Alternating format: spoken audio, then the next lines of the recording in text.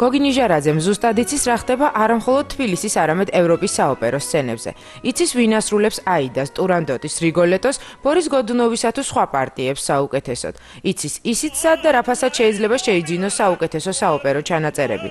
ზუსტად იცნობს თბილისის ოპერისა და ბალეტის თეატრის 150 წლიან ისტორიას და ამავე ოპერის ვარსკვლავების მეოთხე თაობის განსაკუთრებული თაყვანისმცემელია. ეს ყველაფერი კი პირველი ტელევიზორიდან დაიწყო, რომლის ეკრანიდანაც მან ბიზეს ცნობილი ოპერა კარმენი მოისმინა. ტელევიზია იყო გახსნილი თბილისში პირველად 56 წელია.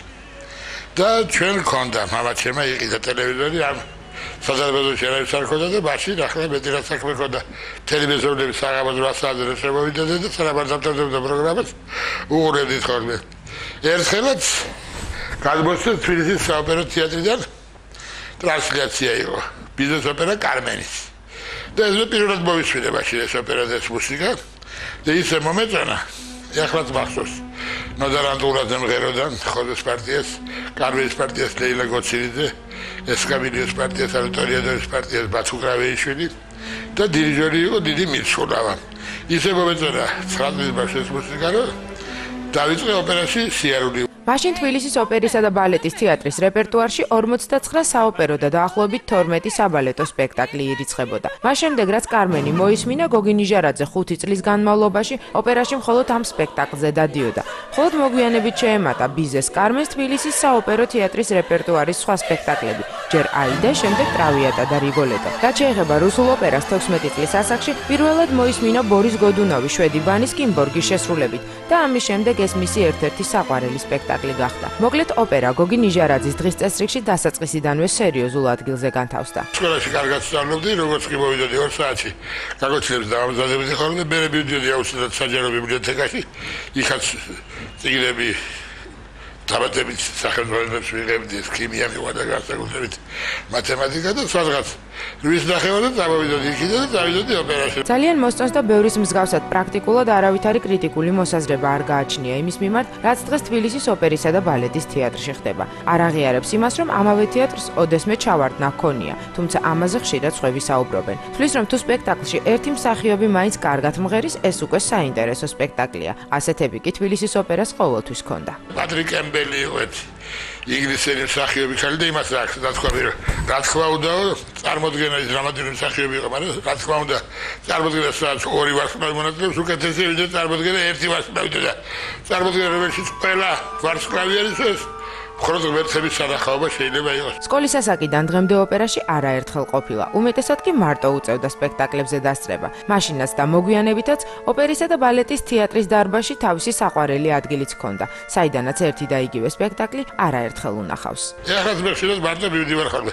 აი სულ შეიძლება საქმეც გქონდეს, მაგრამ გადავდებ. აი თუ ცოტა ოდნავ საინტერესო სპექტაკლი მივდივარ და სიამოვნებით ვიგავ ადგილს ახლა უძიდით რომ ბენუარის ხილაში ასრულებდა და წილას მივარდა ამფითეატრში ვიდრე აი სანამ დაიწყებოდა თეატრი 75-ში შესანიშნავი სავარლები იყო ამფითეატრში იქ დაჯდომას და მოსვლენა სანაფერი არ ჯერდეს უდესი სიამოვნება დიმიტრი ჭელიძე ხოლმე ყოველთვის ხშირად მარცხნივ დავით ანტოლაძე მეოთხე რიგში ან მისი ოჯახის წარმომადგენლები მიხეილ ჭიაურელი მოდიოდა სპექტაკლზე, რაც ნახავდი უკეთ და სულაბანჯაფარიძე თუ ჩამოდიოდა კიდე გასტროლებზე, დრამატული თეატრის შესანიშნავი მსახიობები, მედია ჩახავერო, სიმანჯგალაძე, რამაზ ხვიკვაძე, ელი შერმაღალაშვილი.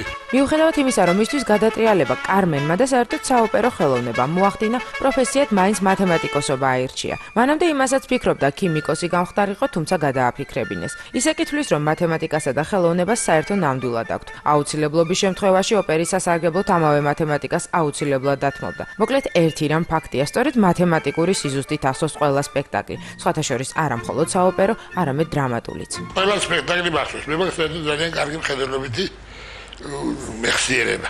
ასე რომ ბევრი სპექტაკლი ახლა ზებირადაც ვიცი და ხშირად დაცვენება თუ მინდა და სამსახურში დავხუჭა თვალებს ან სახში და მთელი სპექტაკლი შემიძლია თავიდან ბოლომდე წარმოვიდგინო როგორი იყო და არა მარტო საოპერო თეატრში, არამედ საერთოდ დრამატულ თეატრში მახსოვს რობიკოსტულუას ხანუმა 50-ჯერ მაგრანახი მე სხვანა ხოლმე მე მის თეატრში ვიდრე ორკესტრიდან დავინახავდი და მიცნობდნენ ხოლმე რომ კიდე მოვიდა ანტიგონე მიშა თუმანიშვილის სპექტაკლი. თუმცა მხოლოდ საოპერო სპექტაკლებით არ შემოიფარგლება. არაერთხელ უნახავს დრამატული თეატრების ცნობილი წარმოდგენები, ცხადია ცნობილი მსახიობებით. მის ოჯახში კი ქართული თეატრალური ელიტის წარმომადგენლები არაერთხელ სტუმრობდნენ. მოსკოვში ხშირად დავდიოდი ხოლმე არდადეგებზე ყოველთვის და იქ ნაცნობი მყავდა ერთი ალექსანდრ მაისევიჩ ესკინი, ვეტეოს მსახიობის თეატრის დირექტორი გამკარგულებელი და ახლა იმისთვის ბილეთების შემოძლელი არ იყო და რაც კი ახალი დაიწყებოდა თქვათ რომ ვიყავი ჩასული ნოემბერში მე ხო მარტში ვარ და თქვა რაც ყველაფერს ნახავდი ხოლმე ჩამოვიდოდი და ეხლაც მახსოვს სპექტაკლები 85 წლის კაცი იყო და იმდენად ენთუზიასტი იყო ისიც რომ ერთხელ მახსოვს თეატრი ნამალაი ბრონდაი კაზაკოვი იყო ახალი გადასული და დადგეს გოგოლის ქორწინება და მე რო დავრეკო კი შემბირდებიან მიხორბა რა არ გაიგეცებენ ადგილს და აი 85 წლის კაცი წამომყვა თვითონაც შემოვიდა ჩემთან მაგრამ როგორც კი დაიწყო ბოდიშოვა მიხედა და წავიდა სახში მე უკვე სამჯერიდან ნახე მაქო და ვეღარ გაუძლებ. ყველაზე დიდი თანხა რაც ბილეთში გადაუხდია მაშინ ჯერ კიდევ საბჭოურ ვალუტაში 6 მანეთი იყო. ცხადია თბილისის საოპერო თეატრის სპექტაკლზე მოსახვედრად, თუმცა იყო ასეთი შემთხვევებიც. ჯორჯ სელი დიდი მუსიკოსი ძალიან ეხლა აი ეს პირპიტების ბაზარი გაჯერებულია შემისი პირპიტებით და აქ ჩაატარეს 6 კონცერტი, შემდეგ კიდე დამატებითი 2.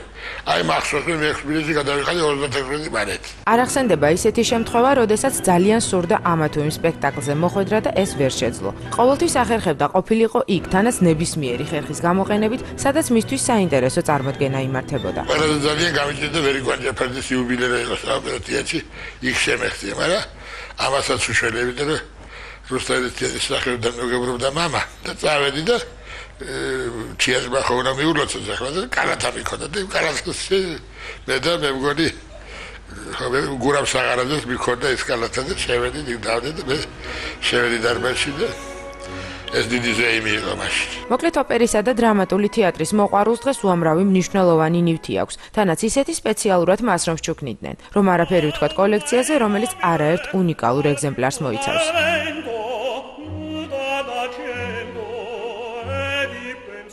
ეს ჯოხიერის დიდი მომირცულავას ეს მისმა მეუღლემ მისახსოვდა და ეს გადახილი ჯოხი იყო და მე ამიწყეს იდე დირიჟორის ხშირად უწევთ ხოლმე ჯოხი ეს გადახილი ჯოხია ჯაშუ ხახიდის რომ თანაც მე ზუსტად 10 წელი ვიმუშავე და რა ვიცი ეს მიმაჩია ჩემი ბედის ძალიან დიდ საჩუქრად ეს ბატონჯანოს გადახილი ჯოხი ესეც აღდგენილი ნორმალური ნუ შეიძლება მქონოდა კიდე ბატონი ოდისეის ჯოხი ვახს იმედი რომ გამოვართვა მას ვატო კახიძეს მინდა გამოვართვა სხვადასხვა დირიჟორები თქვენ უგონიათ რა გადახილი ჯოხის დათმობაც კი ძალიან უჭირთ ეს მახსოვს მე რომ თქვა ბატონ დიდი მოსო ძალიან შეძლებია მე უჯოხოთ ჩემიო მე და ქალბატონო ნატამბისმა მეუღლემ დამატმარა რომ მე მაქო ჯოხი და მე მოგცემოდი აი აქ არის ყალასის ყველა ჩანაწერი რაც კი არსებობს ეს არის 27 სტუდიური ჩანაწერი, ყველა ოპერა მაქვს სტუდიური ჩანაწერი.